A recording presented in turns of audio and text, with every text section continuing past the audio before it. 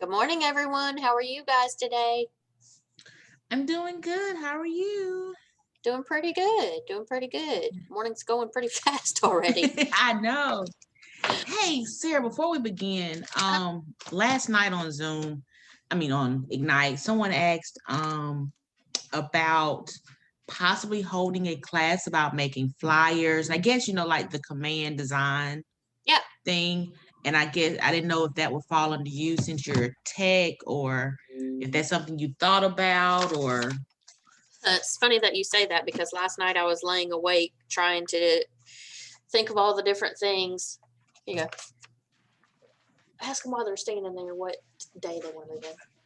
I'm sorry. All the different things that I wanted to teach, and I am a do it right the second type person. And so I was really panicking trying to figure out when I could go ahead and start teaching all these things, but we got to get the committees together and all that good yeah. stuff first. So, but yeah, that was one of the things I want to go over. Yes. Okay, that's good because that multiple people asked about that. Like, Cool. because we were talking about like listing presentations and just the different designs and command things. Like Uh-huh. I learned by just playing with it, so I'm not good at teaching it. So I was like, let me ask Sarah. Yes, ma'am. That is one of the things I definitely want to go over. There's so many things that I want to go over, but one thing at a time so no one feels overwhelmed, Yes. Okay. Good morning, everybody. Hello. How are you? Hey, Cherie. If you want to practice, you can call me anytime those ideas pop in your head. You can call and teach me. Rebecca. Oh, she's not even in here. Dadgummit. Sorry, I got like a million things running through my head that I need to do this morning. Okay, let me open up the slideshow drive. Have y'all been using Google Drive? I use it every day. Like I'm like I told you before, I'm OCD about organization. So Me too. my emails, like I can't stand even on my phone, I can't stand notifications. I can't stand unread notification. Yep. But I haven't mastered Google Drive yet. I mean, I'm okay. I'm getting it, but I just hadn't moved everything over. So I'm going to work on that. Yeah. But I can't keep pushing the can down the road, though. Keep in mind that you definitely want folders, like buyer folder, seller folder, and then the buyer's name, and then all their documents, and then the listing address, and all the documents. That's why I'm gonna watch that video, recording again. I think you went over that. Did you go over that with during one of the sessions? Uh-huh. So I'm just gonna go back through that one and listen. All right, I found it. It's loading.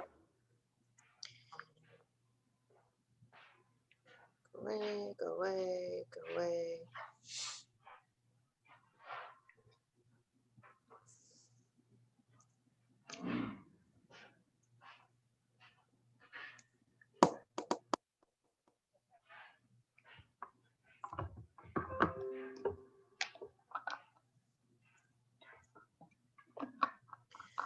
Well, I was hoping anyone else might come, but it might just be us three today, which is perfectly fine. For me too. All right, share screen, Ignite, and share. Go away. Present. All right, can y'all see my loading screen? Yeah, there it goes. I see it now. Okay. So, a day in the life of real estate, the first thing that I have always heard is your mornings are your future, your afternoons are your clients. That's what Katie has told to me a million times because we heard that in bold a billion times. Because if you get wrapped up in the to-do lists of the morning, then your whole day can spiral out of control instead of you taking the time to lead generate like you're supposed to in the mornings. So the way that I personally do it is I use the heck out of command. So each and every single person, the second that I get them, I put them in command and I put them on a smart plan so that it reminds me to contact them. So I have a current client smart plan that I put on everyone so that I make sure that I follow up with them every single week, and the system reminds me to call or text them every single week, and then I have to update the notes. And then there's, the long-term people that ask me to contact them I want to say it's every 3 months, and past clients. And so every single person has a smart plan. That way you're always following up with them. So that's one of the things I do in the mornings. And then Sarah, yeah. Is it okay to just put the name, phone number, and email address initially? Oh gosh, yes. You know what? Okay. I forgot to press record. It's recording. It automatically starts. I was gonna say it must be because I don't see the record button this time. Yeah, it's recording. Yes, absolutely. I would say the more information you put in there, the better. But if you have at least a phone number, then there is a smart plan that you can put them on asking for their email address. If you only have their email address, there's a smart plan for a missing phone number that you can put them on. So you end up always getting their information. Now, don't forget that we are all a member of MAR, and MAR gives us access to Forewarn, whether that's the app on your phone or the website, and you can put in their phone number or their name and the city that they live in, and you'll be able to find out their current phone number, their current address, all that sort of thing. So use the heck out of Forewarn. Sarah, I'm sorry. Sylvie, it says she's trying to get in. Do you have a someone waiting? Oh, it does look like it. Admit and admit. Hello, everyone. We have Sylvie and Tiffany that just come in. I hope y'all are having a good morning too. So some of the things that we've already touched on is your mornings are your future and the afternoons are your clients. So what that means is the mornings are when you want to lead generate, and then the afternoons is when you want to try to meet with people to show them houses or whatever. Now, if you take away from your morning by going and meeting someone in the morning, then you're going to have to make up for that in the afternoon.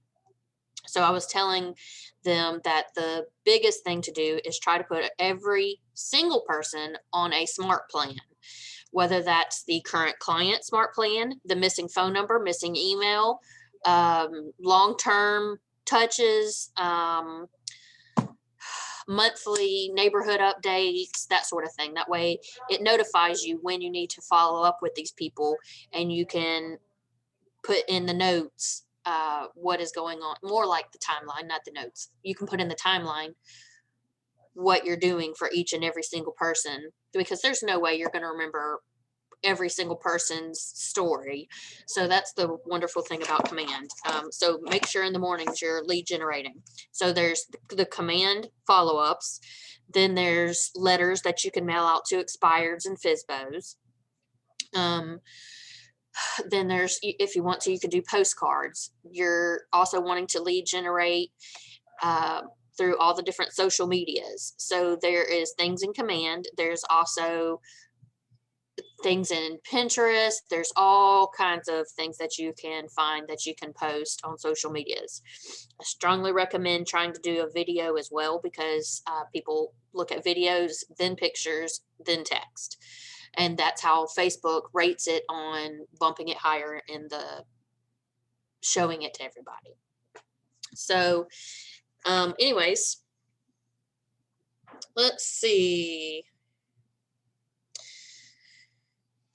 I'm going to skip to this page.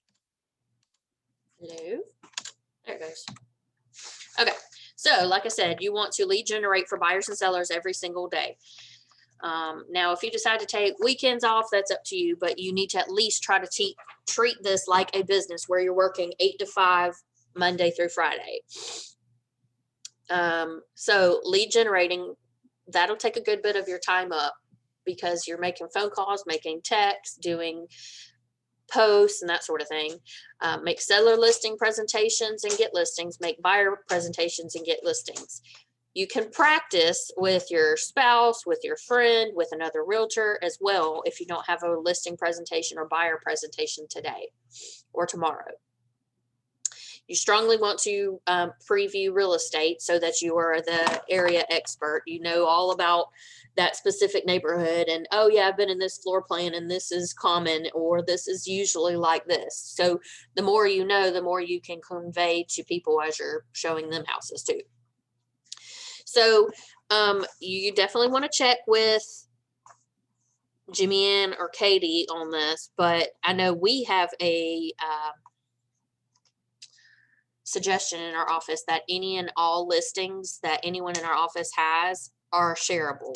You don't have to get each one of our permissions to share our listings, but you might want to in y'all's office. So let's just say, I don't know, Laquan or Gloria has a listing that you love. Find it, first off, get their permission. Second, find it on your website or the app and share it to your social media, and you can get leads that way. Plus, it always looks like you're doing things. And you don't have to say, look at my new listing. You can say, check out this new listing or our new listing or something like that. So you can market listings, show buyer houses, negotiate contracts. Transaction management, that is where things end up getting a little bit time consuming. And that is why I showed you guys in one of our sessions of the business meeting how to set up tasks for each step of the way so that you can remember to get that earnest money, to send the attorney the contract, and so on and so forth. Vendor management, that one doesn't really take too much time. It's always a good idea to try to have lunch or coffee with a vendor periodically so that they will always remember you and you will remember them. And you can always remind them to send you leads and vice versa. But it's also a good idea to try to do a video with them so that you're the area expert. And you definitely want to set goals and keep up with those goals. And there is a way to do that in Command on the homepage as well. Compliance and risk management. To me, compliance goes in hand with transaction management because you have to have all the correct documents in. Attend training and get coaching, manage money. So that's all the things that you are going to be doing on a daily basis. So basically, you're going to be growing your business, and then doing your daily to-do lists. So, F.M. Alexander says, people do not decide their futures. They decide their habits, and their habits decide their future. That is so true. Your daily life and your business is what the small things matter. The small things build into large things. So if you start now on the minimum things that you need to do, so lead generating every single day, you'll think nothing of it when you talk to someone else and they said, no, I don't lead generate. And so, yeah, they closed another deal and they don't have anything of it. This is something that you're used to doing every single day. And it's not a big deal when you're doing it every single day because you're used to it. It's your habit, just like making sure all your documents are in Command and that you do Google Drive and file all your emails. Start small with those things and get used to doing them on a daily basis. And it won't be a big deal later when you're already doing, 5 transactions a month or whatever.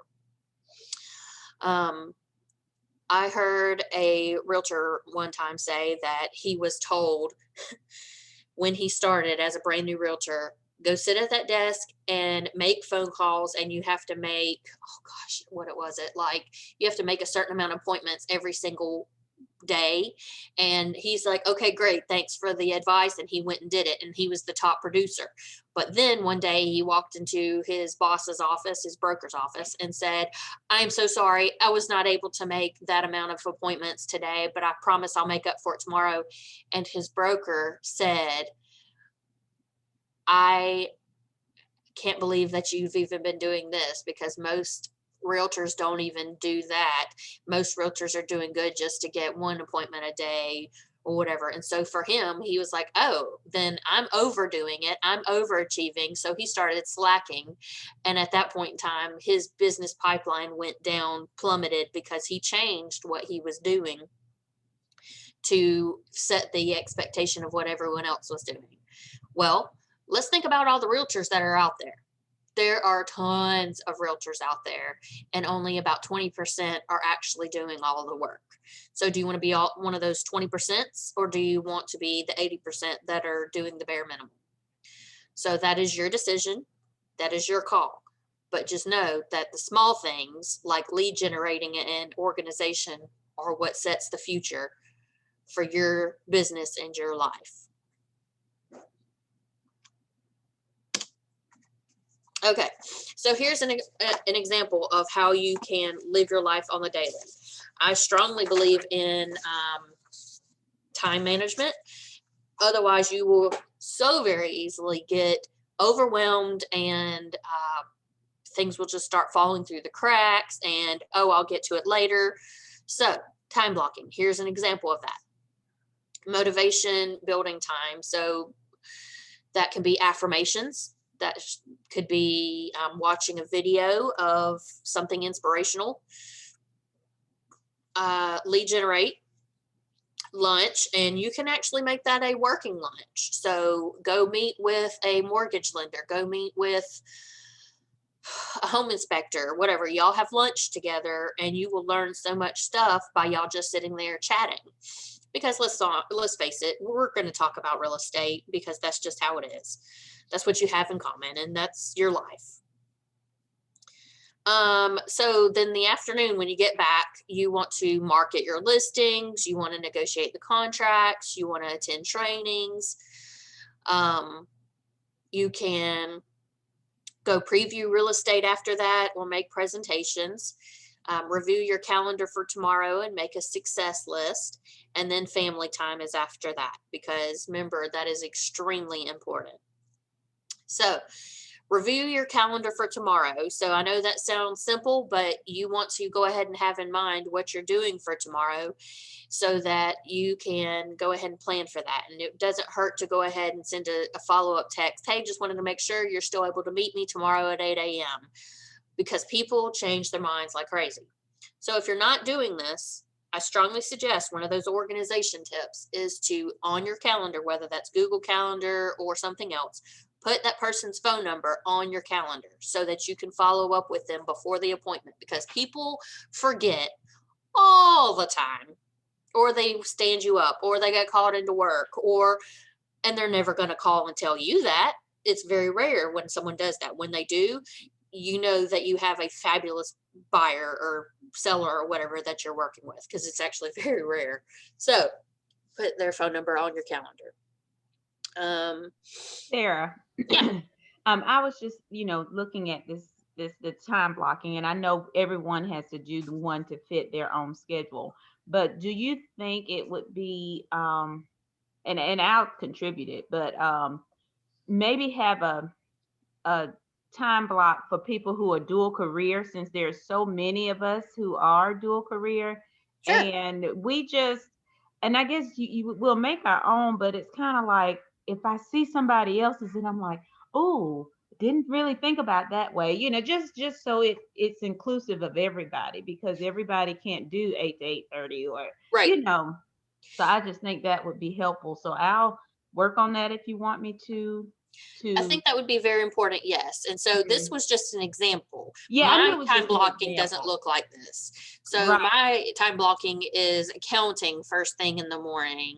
Or for instance, on Thursdays, I go straight to Glenbrook to take a look at the progress that they're doing on clients' houses. And then I do accounting, and then I do lead generating, and then I do, go from there. Yeah, I was just thinking, just in the training, it would just make a new person coming in feel like, wow, they thought enough of the dual career people, really just to help the company more, to feel as if we're all inclusive. Yeah. Mm-hmm. So whenever I first got in real estate, the first 2 years, I actually still had a job as well. And so I would work until 12 and then I would clock out and go preview houses, go show houses, lead generate, do tons of social media posts, just anything and everything that I could until usually about 5 p.m.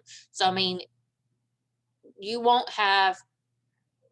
typically you won't have quite as much to do. Oh, admit. So I think that's very, very possible. You would just, instead of having like a lunch break where you're meeting with someone, or motivation time, whatever, you would still put yours into time blocks for 30 minutes or 15 minutes or whatever works for you. Just time block, basically, is my point. You don't have to do it just like this is saying.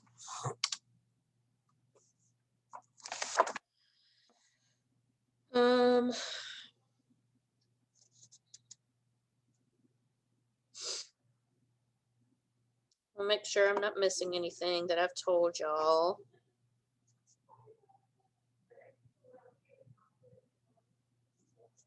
Oh, that was something else I forgot. So successful agents never stop lead generating and follow through with phone calls, social media, messages, and writing notes.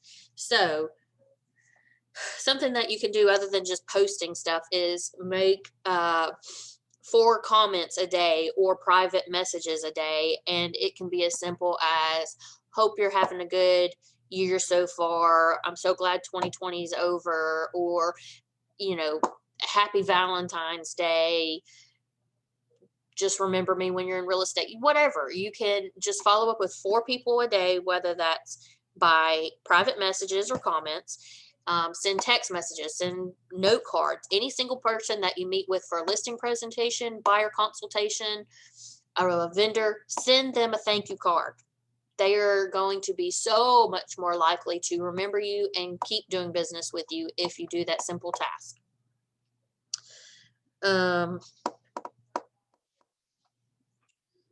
Let's see. Oh, something else that can also be on your calendar is managing money. So basically you can look at where are you on your expenses and your income, what's working for you for your money. So if you're spending $10 on a Facebook ad, how many leads did you get off of that? That sort of thing. So basically the daily success habits are the foundation for growing your business. Now we're going to look at how successful agents incorporate their daily successful habits and more into each day to achieve their goals. One of the ways to do this is by doing a 4-1-1 every week to turn your goals into daily and weekly objectives. So this is what it looks like.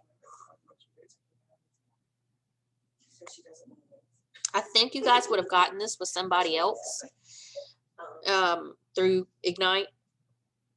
So you want your annual goals, your monthly goals, and your weekly goals. I personally am the type of person that I'm going to start from the bottom because it's easier to think up what am I going to do this week. And then those things turn into, okay, so if I do all of this week, here's my monthly goals. And if I do this every single month, then here's my annual goals. But you can work it however you want. This is a suggestion. And if you go to mykw.kw.com and you do in the search bar 411, you'll find some editable versions as well.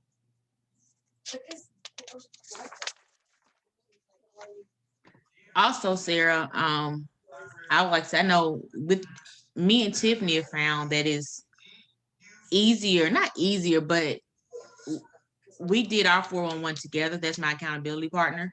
Yeah. So we did our 411 together and we committed to each other to go over them twice a month to make sure that we're on top of what we said we're going to do. Like, she sent me hers, I sent her mine, and we went over them together.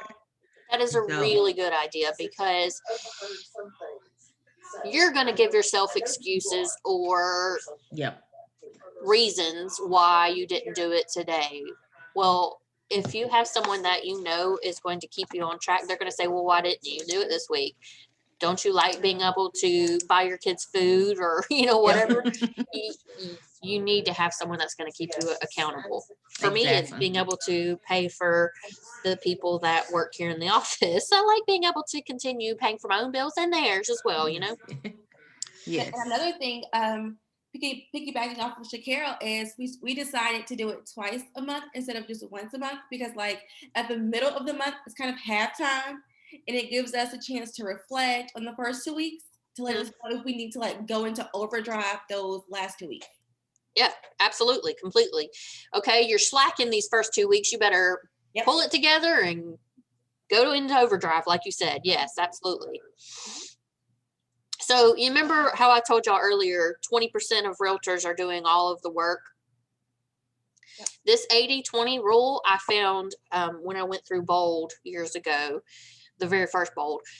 This 80-20 rule applies to all industries. It's not just real estate. So 20% of the things that you do per day is what actually ends up being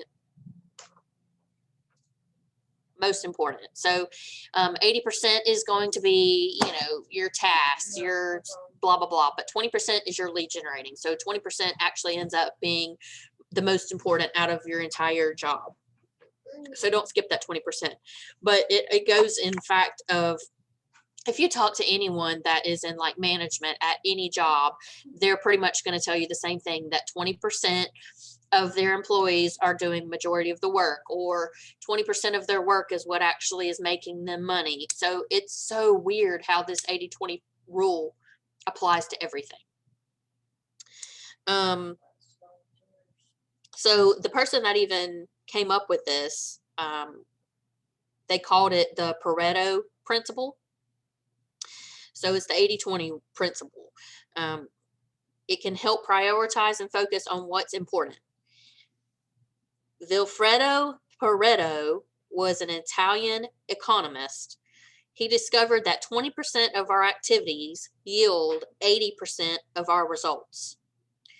When our actions are focused on the 20% matters, we don't get the results we want. I'm sorry, did I say not? When our actions are not focused on the 20% that matters, we do not get the results we want. The 80-20 principle may be counterintuitive, but it works. The converse of the 80-20 principle is also true. 80% of our efforts yield 20% of our results. So, Stephen Covey, I think I said his name right, Stephen Covey analogs our time to a bucket. We can only fit so much in our bucket, but how we fill our bucket matters. If we start by filling the bucket with sand, we won't have room for the big rocks and gravel. But if we start with the big rocks first, then we add the gravel, and then the sand will fit in the spaces left over. Sand and gravel are the small things. They are the 80% that will only yield 20% of the results in life. If we start with the big rocks, our 20%, then we will get those things done and still be able to fit the gravel and sand in. So that is why you hear us say those are the big rocks. The 20% is your big rocks. And if you go through a Bold class in person, most of the time they'll end up bringing this up. They'll even bring it out as an example. So just keep that in mind when you're doing anything, that the big rocks need to be first and need to be done daily to be able to create this 80-20% rule. So what are the big rocks that make up your 20%? Lead generation. Absolutely. Yeah, definitely lead generation. And, you know, and that looks like so many things. So that can be meeting with a buyer for a buyer consultation, seller for a listing consultation. That can be meeting with a vendor. That can be sending out those note cards, social media. There's so many things that can create you business. And it's not that you need to be doing one of them. You need to be doing all of them, because you need to have multiple things going on to be able to create a pipeline. You don't want just one thing happening all the time. You're only doing letters. You're only doing letters. You're only doing letters. Well, only 10% of people actually read stuff nowadays. So you want to try to meet them where they're at, which is social media. And because most people don't read, you want to make it a picture or a video with as little text as possible, because pictures are worth 1,000 words. So anyways, just keep those things in mind. All right.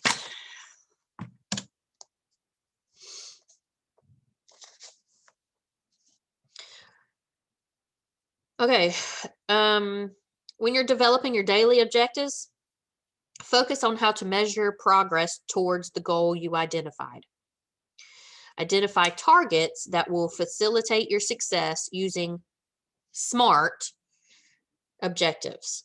So SMART stands for specific, measurable, achievable, relevant, and timely. So let's break those down. Specific. Clearly define what you are going to do. Be very, very specific on what you want to achieve. Measurable. Establish concrete criteria for measuring progress towards the attainment of your goal you set. So basically, how are you going to do that specific goal? Achievable. Goals should be challenging, but a match to the time you have allotted for completion. Relevant. When met, each objective achieves more. I'm saying that wrong. When met, each objective achieved moves you closer to your weekly, monthly, and annual goal. And timely. A commitment to a deadline helps you focus your efforts on urgent tasks first. I completely agree with that. Otherwise, you're going to continue making excuses or making other things on your calendar, making life happen. Don't let yourself make excuses. Go ahead and set, okay, here's what my specific goal is, and I want to have it done within 2 weeks, a month, a year, whatever that goal is, and then fill in the blanks between. Okay, how am I going to make this goal work? How long is it going to make me do that? What are the specific things that needs to happen to make those goals work? So be very specific on what you want and how long it's going to take. Be realistic about it, and what are the actions that are needed to make that happen.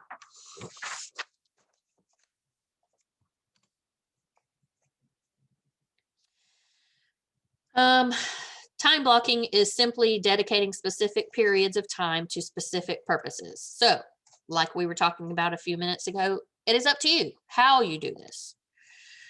It's just important to remember that your big rocks are the most important.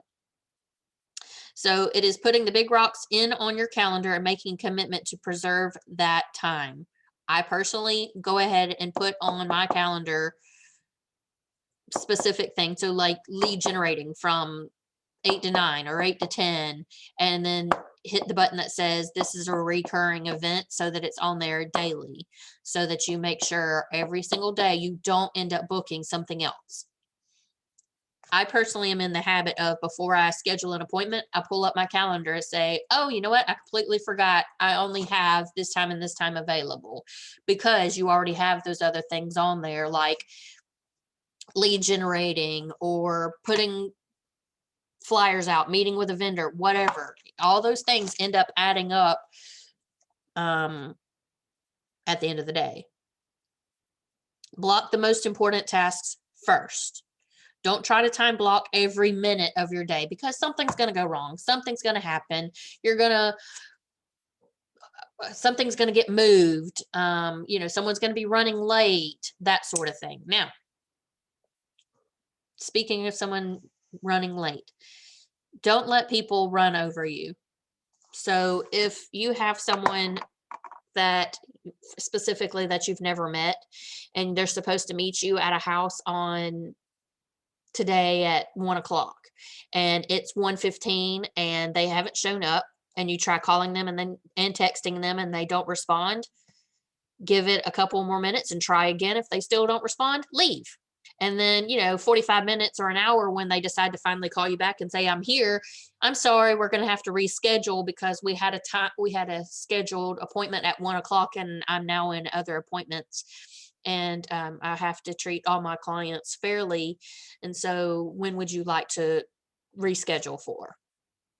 We've had so many people do that to us. Show up 45 minutes to an hour later and say, hey, where are you at? Well, I'm sorry, we're gone.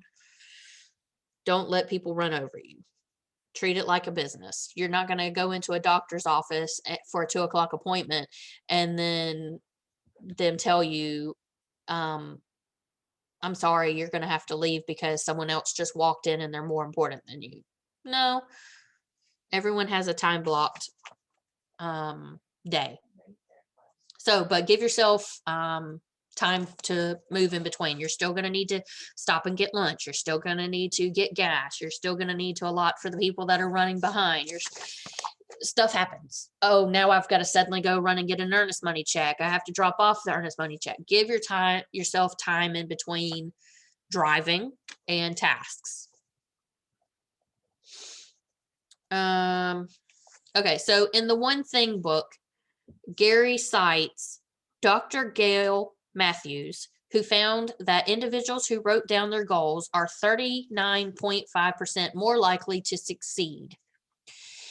Individuals who wrote down their goals and shared their progress reports with a friend were 76.7% more likely to succeed. Why do you think that is?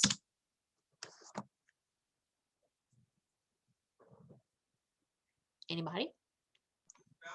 Could you say that again? I had to jump off and jump back on. What was the question? So, if you write down your goals, you're 39.5% more likely to succeed. However, if you share it with your goals with a friend, you're 76.7% more likely to succeed. And I said, why is that? Because someone else, just like I said with me and Tiffany, someone else is holding you accountable. And I know most people naturally hate to disappoint other people. Yep, that is it. You don't want to disappoint them. And you always like to look good and be right. Exactly. So if you told them, oh, this is my goal this year, and in a year you don't achieve it, they're going to look at you like, well, she's not trustworthy, or she's just a flake, or, she sets unrealistic goals or whatever. They'll have more respect for you if you live up to your goals of what you said. Now, if you set gigantic goals and you said, well, this is what I did accomplish this year and I got really close to my goal, they'll still have very good respect for you. So yes, accountability is a huge part of it, but ultimately most people like to look good and be right. And so that's one of the biggest things. So try to always share it with somebody. And if you're afraid you're not going to accomplish that goal, maybe don't share it with somebody. No, it's always a good idea to try to do that. So, come on, computer. There we go. Be accountable. So accountability is an attitude and an approach. Accountability is a tool for achieving results, and accountability is a dynamic cycle, not a static concept. Okay, so basically accountability is a crucial part of achieving goals. When you report to someone else what you have done to make progress on your goals, you gain more focus and motivation. Think of accountability as a process. It is different to maintain drive over the long term, but when you have to defend your activities to an objective observer, it becomes easier to stay focused. It keeps you on track, basically. Accountability is about getting and using feedback. You might see these things as how you can attain your goal, but if you're getting an accountability partner, a friend, a family, whatever, they might see another way that you can make things easier on yourself. So a lot of times, whenever, especially you're a brand new agent, you try to do things the hard way and not know that there's so many easier ways to do things. Where am I at? So you must take time on the regular, planned basis to meet with whoever is holding you accountable, to look at your numbers and refocus your efforts. So create a plan for accountability. So from the goal setting, never mind, I don't want to do that. So basically, if you get your 411 plan, you'll want to fill it out on your goal settings and share it with an accountability partner. And then y'all want to try to meet via Zoom, text, call, lunch, whatever, as much as possible. Go ahead and put it on your calendar so that you're both in the habit of meeting no matter what, and you don't let life get in the way. I'm just want to throw this out there, Tiffany. I'm proud of us. We did this before we even had this class. So, because this is something that we said, not the last week that we were going to do, and it's just funny that it's coming up. So this is just confirmation that, and we've taken this class, but I don't actually remember this part. So this is just something I'm just confirmation for both Tiffany and I that this is something we did. So I'm really glad you guys are doing that. That's really awesome, because that is actually going to help you in the long run and the short term, because you're helping each other, you're creating a friendship, and you're not letting yourself slide by on things. So plus you're kind of brainstorming together too, on how to make things easier on yourself. So if you're meeting with somebody and you don't even know where to start, you can start by saying, the goal of our time together is to help think, feel, and act and use what we've learned to ignite our passion and help us achieve our big why. Obviously, you're going to put that in your own words. But what is your big why, and how can we get there? By what we're thinking, how we're feeling, acting, and what we're putting into place. Because let's think about it. I mean, your big why usually is tied to your feelings, and what you think affects your feelings and how you act. So that is why it's really good to also have an accountability partner, because when you're feeling down in the dumps because you didn't create your goals didn't create the results that you were hoping, you guys can help each other by building each other up. And how can we look at this differently to achieve your goals?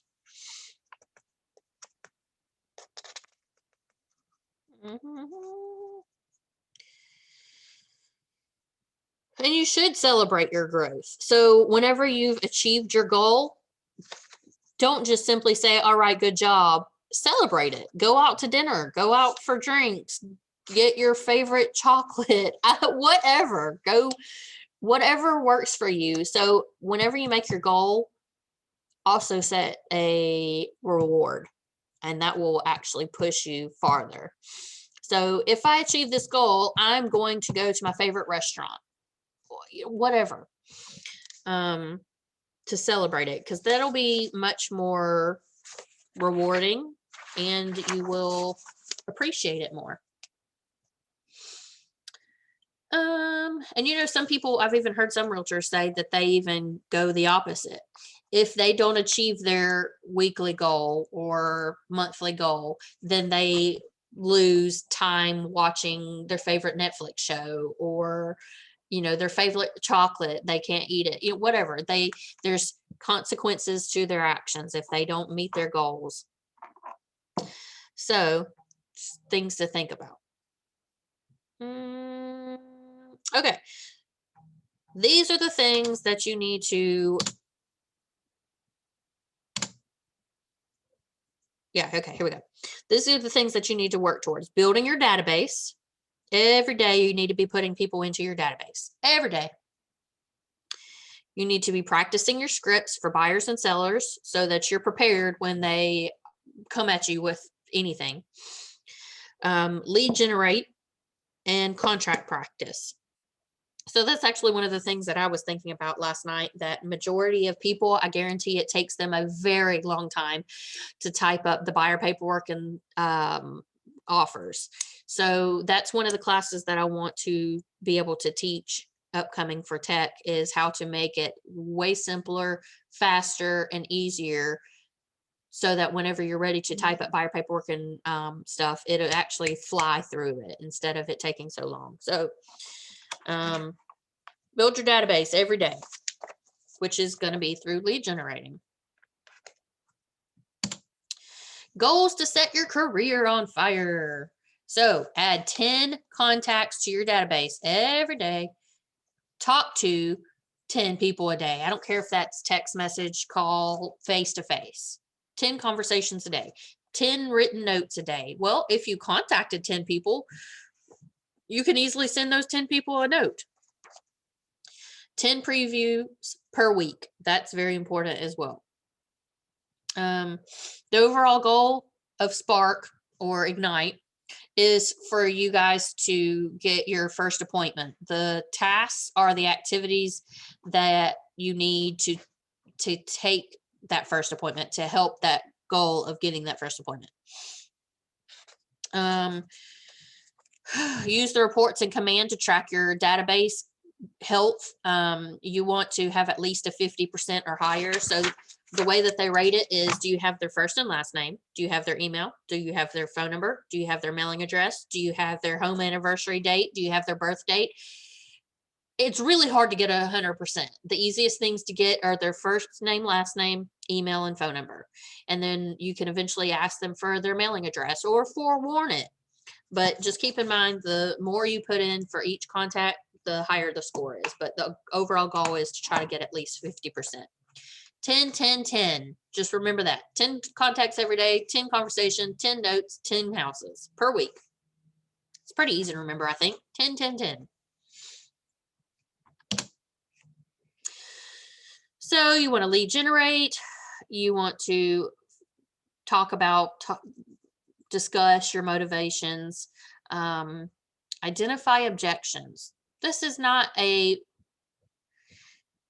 rose-colored glasses world. There's going to be objections, and you want to be able to know how to handle those without stumbling upon yourself, without freaking out, without taking it personally. So that's why there are objection handler scripts out there that you can practice. Close deals, speak in terms with the customer understands. So that goes back to what I was saying the other day, that the more you know, the more you understand, the more simplified you can make things. So instead of reading off of a script, you can put it in your own words and make it easier for people. And that will also help you with your building your confidence. And that will put confidence in them about working with you. All right. So just like actors practice their scripts, you need to do the same thing. It'll help you be credible to your clients and customers. With scripts, you can control the conversation by using purposeful language that helps you get to the end point, a closed transaction. So you've heard Katie a million times say, take but out of your sentence and use and. There's simple things that you can say, like I believe instead of I think. There are certain words that just people pay attention to, that they give you more, they see more confidence in you, they believe in you more, whatever, just by changing some of the words. And that's what those scripts can help you with. They can also help you uncover motivations for your buyers and sellers and yourself. It can also be objection handlers. It also allows you to ask pointed questions. So I've had people multiple times tell me, I told my realtor that I wanted a 3-bedroom, 2-bath house under $100,000, and we just went and looked at all of them. Save yourself some time and headache. Ask very pointed questions like, when do you need to be in a house by? Are you already approved for a mortgage? What type of mortgage are you doing? Okay. Do you need double vanity sinks? Do you need a jetted tub or garden tub? Do you need a separate shower? Do you need a fenced yard? Do you care what year built it is? Or is all year built okay? Is a pool okay? Or is it, be very, very, very specific. because the more you know, the more you can narrow down the amount of houses that you're showing them, and you're not getting them overwhelmed because they've seen 50 houses instead of the 5 that work for them. You get under contract faster and they're happier with you and everything. So up front, ask as many questions as possible, whether that's on the phone or in person. Same with a seller. Well, we're not going to do that because we're not doing in-person training. So they want us to try to spend 5 minutes reading scripts aloud to yourself every day. And try to find someone that you can do this with as well. You can even video record yourself so that you can see where you're stumbling, what you need practice on, that sort of thing. And try to do this every day.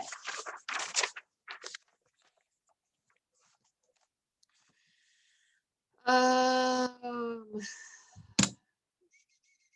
talked about that.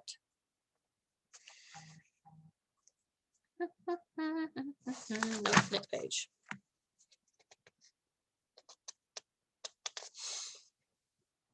Okay, so let's say that you have someone's phone number, but you don't have their email address or mailing address. You can call them and say, I always like to come from contribution. I always want to make sure that I can reach you how you like to be reached, and invite you to, events that I'm having and that sort of thing. So would you mind if I get your email address or your mailing address or whatever it is that you're needing? Most of the time they're going to say, sure, that's wonderful. That's great.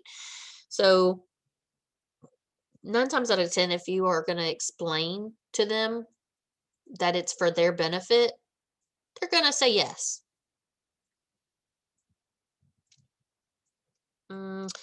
Suggest a time to meet up to reconnect. So I used to try to meet up with people at Starbucks and just sit there and have a coffee together. But right now that's closed down. There is a coffee shop downtown in Prattville that's still open. There might be the one in downtown Montgomery, might be. I'm not really positive. But anyways, just try to find a time to reconnect with people. Update your timelines in command for each person that you've contacted. Make sure you add them to a neighborhood as well so that they can get the monthly or bi-weekly neighborhood updates. That way, when you're not calling them, they're still hearing from you. Call for 60 minutes, as many people as you can.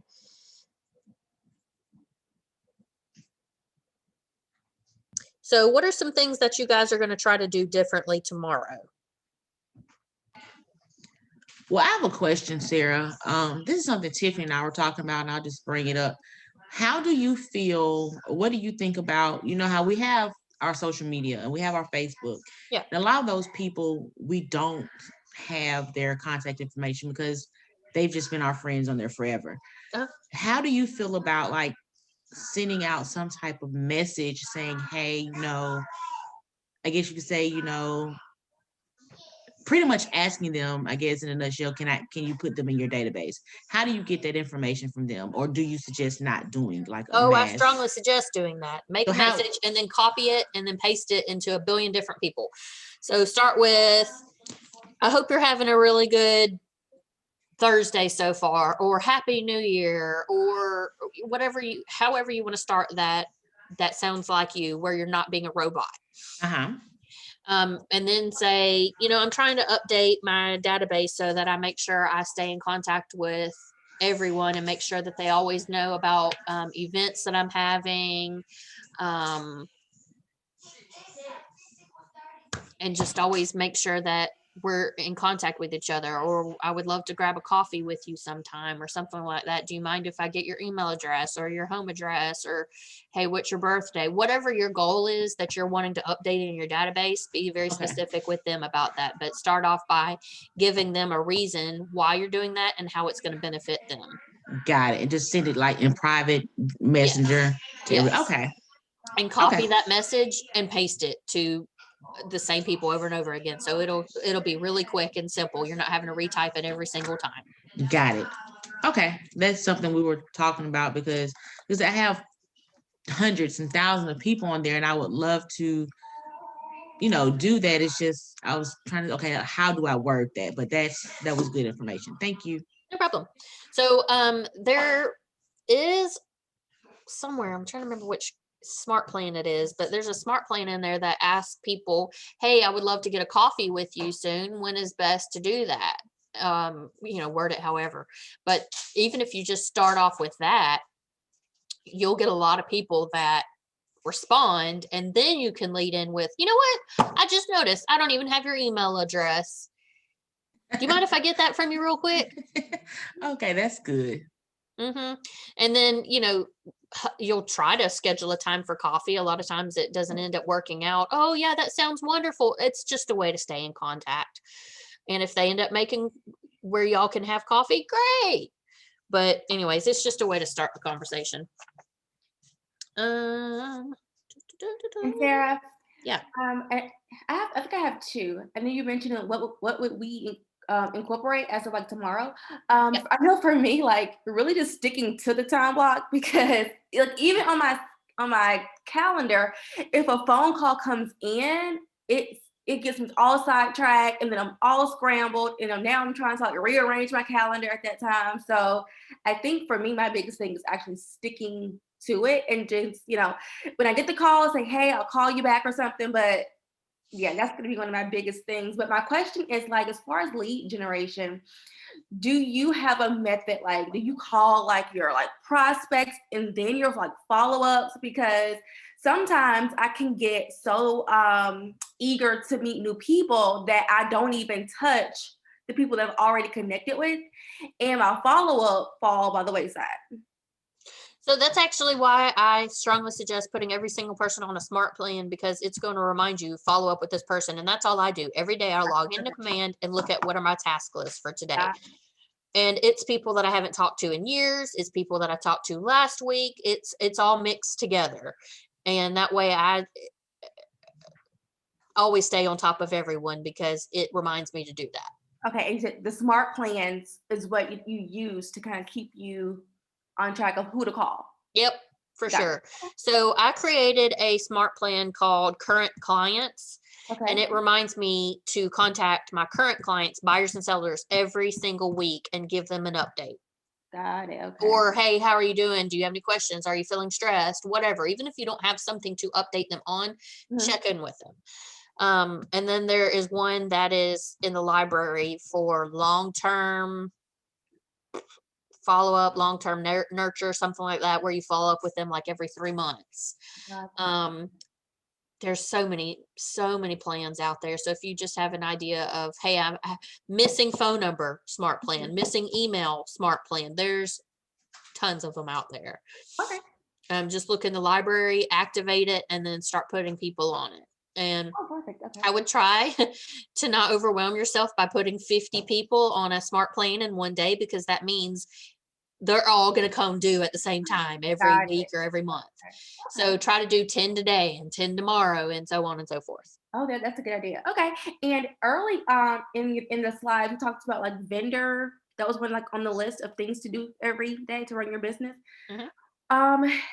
And so that's one of the tasks I'm working on right now, is just finding out, especially from like lenders, like what they offer.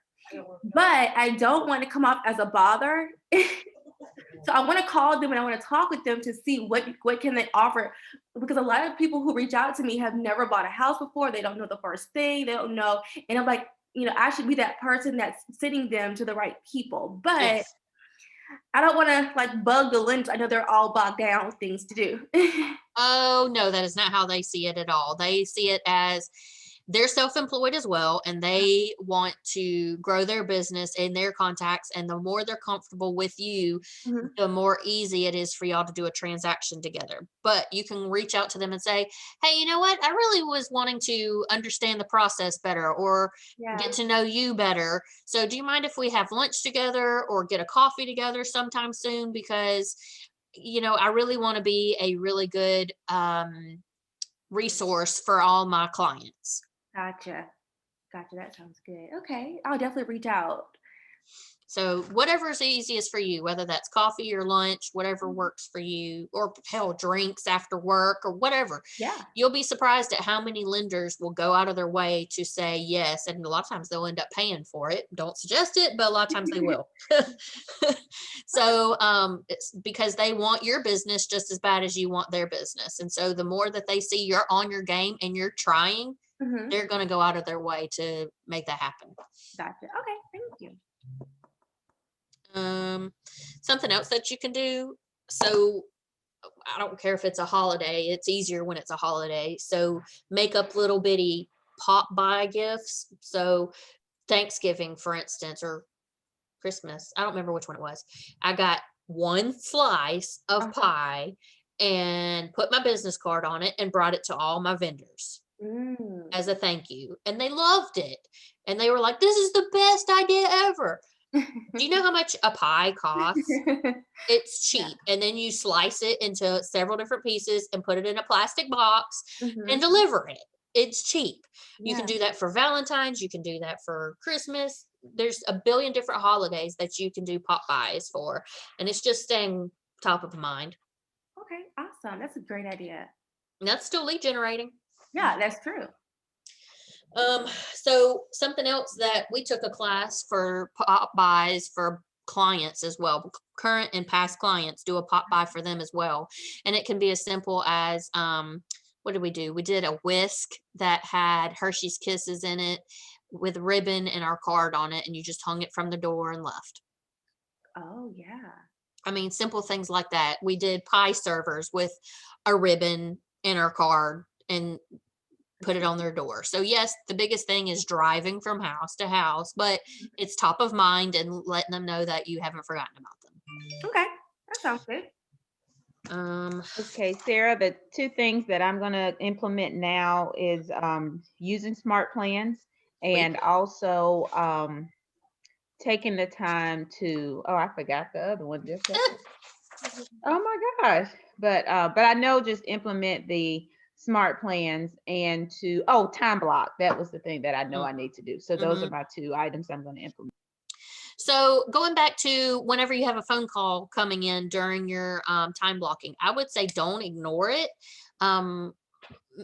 Just write down whatever your conversation was about, their contact information, their name, blah, blah, blah, just write it down and then go back to what you were doing. And then when you're done with all of that, then you can go back to that note and put it in command, do whatever you need to. Don't let it sidetrack you. Just write it down so that you won't forget and get back to it later.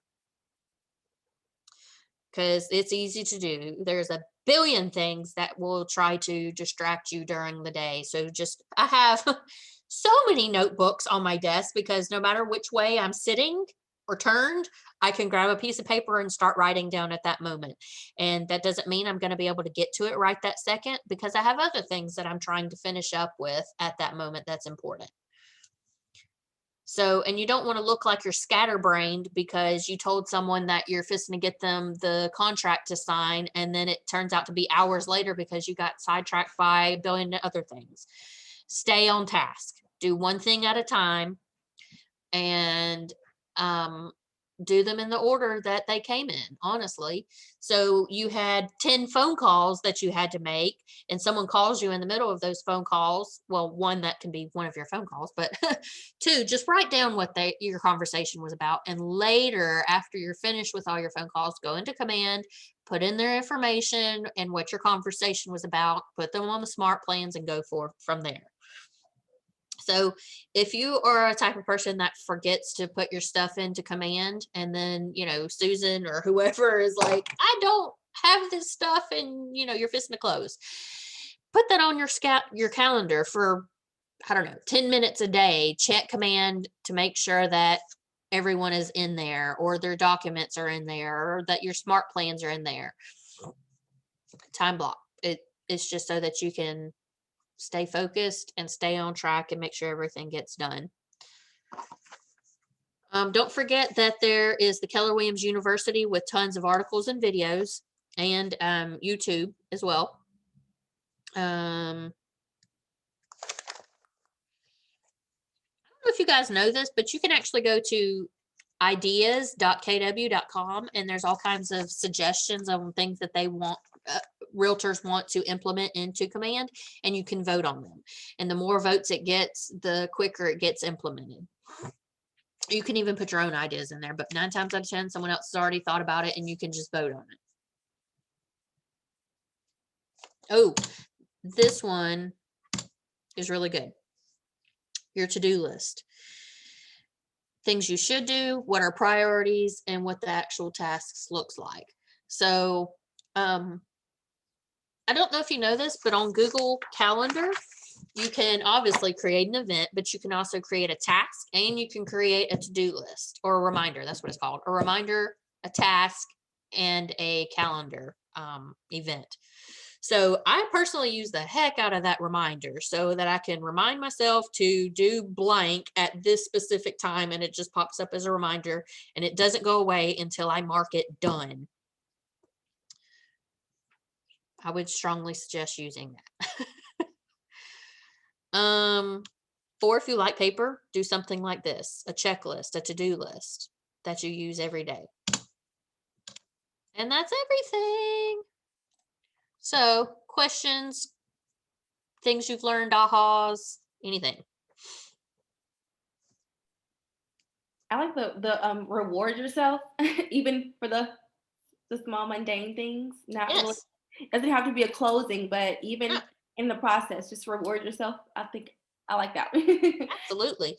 So 10, 10, 10, 10. So if you make 10 contacts, 10 note cards, 10 viewings. Oh man, I already forgot the other 10. Somebody help. What was the other 10? The note cards, contacts, database, entry. It's showing viewings. Yep. So if you do all 4 of those in a week, do something for yourself. Go get a pedicure. Go buy yourself a bottle of wine. Go to your favorite restaurant. Whatever. Mhm. You know yourself. Yep. Give yourself a treat for doing those things. And if you don't do them all, don't go reward yourself. Mhm. So, you know, and that's something you can even brag about to your friend or your family. Hey, I did my goals this week. And so, yeah, I bought my favorite thing. No, you might not want to go overboard and go buy yourself a Gucci purse, Yeah. but be reasonable with it. Set yourself goals and what is your reward for doing those goals. So your daily task list is lead generate, time block, and to-do lists. That's basically what it boils down to.